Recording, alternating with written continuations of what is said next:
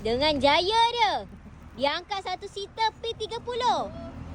Ini adalah proses-proses kita nak hantar sebelum sampai ke rumah customer. Iaitu proses apa ni? Ini proses balancing sofa. Okay, kita dah letak kat sini, kita check. Okey ke tak okey? Kalau loose, kita tak payah nak apa. Otak-otak lagi bawah dia. Nak apa-apa? Apa maksudnya? Nak apa? Otak-otak bawah dia. Tengok ni Cik David. Check sampai habis. Okey? So Alhamdulillah hari ni kita nak hantar dekat je, tak sangka. Semalam kita dah hantar ke area Selangor, Pasir Gudang, Customer Angel ambil P1. Hari ni kita nak hantar rumah Customer Angel juga P30. Ni dia sopanya dekat belakang Angel ni.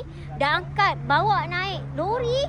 Dan kalau kau nak tahu P30 ni baru je lancar tahun ni. Tapi Alhamdulillah hampir separuh kontainer dah sold. So ramai nak tanya dengan Angel, kenapa ramai geng-geng Bosijan ni suka dengan sofa P30?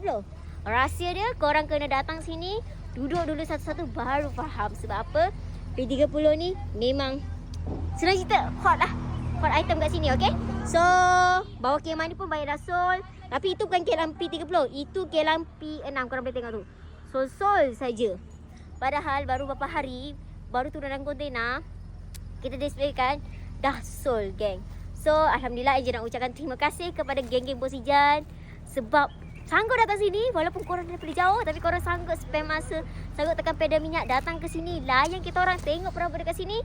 Yang paling penting, yang jauh tu korang boleh datang lagi tau. Sebab apa?